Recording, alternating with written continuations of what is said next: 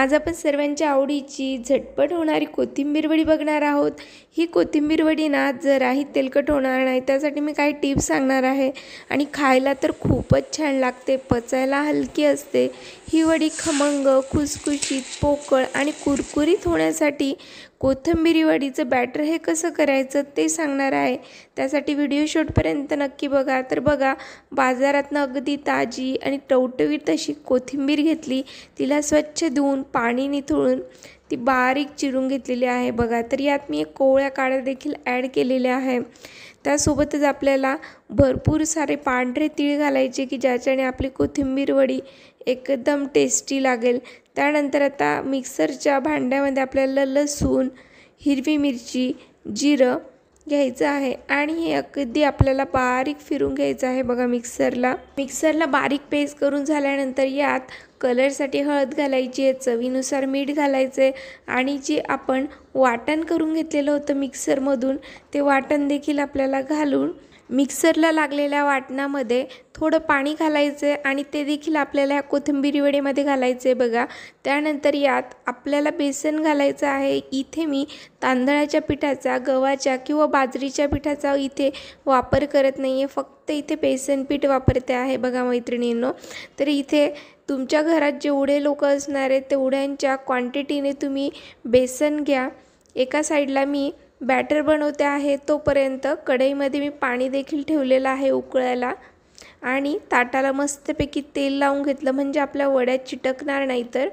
तर आता या पिठामध्ये आपल्याला थोडं थोडं पाणी ॲड करायचं आहे आणि व्यवस्थित कन्सिस्टन्सी ॲडजस्ट करून आपल्याला सर्व जिन्नस एकमेकांमध्ये मिक्स करून घ्यायचे आहे। बघा, आता म्हणजेच मिरचीचं वाटण आणि मीठ सर्व व्यवस्थित पिठामध्ये आणि कोथिंबीरमध्ये मिक्स होईल। बघा, जर आपल्या पिठाची कन्सिस्टन्सी व्यवस्थित झाली ना म्हणजे आपली वडी ही पोकळ आणि कुरकुरीत झालीच समजा की।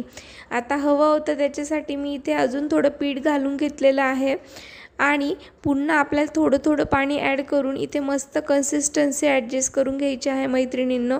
तर एकदा कन्सिस्टन्सी दाखवते बघा तुम्हाला।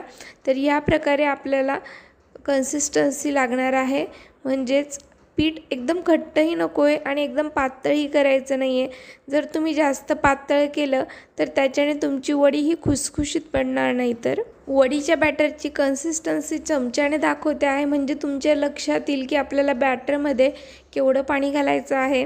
तर बघा, इकडे बॅटरही तयार झालेलं होतं आणि मस्त पाणी उकळायला लागलं आहे। तर त्यासाठी मी आता जे पीठ होतं ते एका ताटामध्ये घातलेलं आहे आणि जे जास्तीचं पीठ होतं ते एका साईडला ठेवलं आहे। बघा, तर आपल्याला जी थिकनेस आहे ती जास्त बारीकही करायची नाही आहे आणि खूप जास्त जाडही करायची नाही आहे। तर बघा, 10 मिनटामध्ये आपल्या वड्या एकदम मस्त वाफून झालेल्या आहे आपल्या।